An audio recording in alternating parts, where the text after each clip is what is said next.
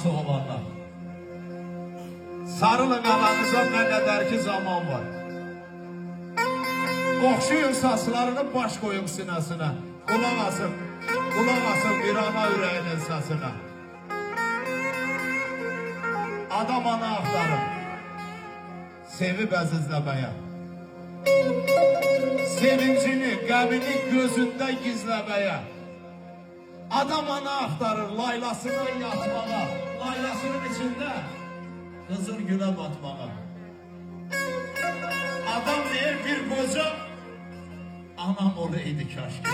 Arzuya bakayım, bana ümid olaydı, inam olaydı kaşki.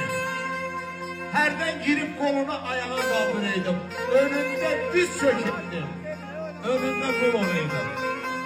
Sen boş alın ayağına, bir lokma ye de yanım.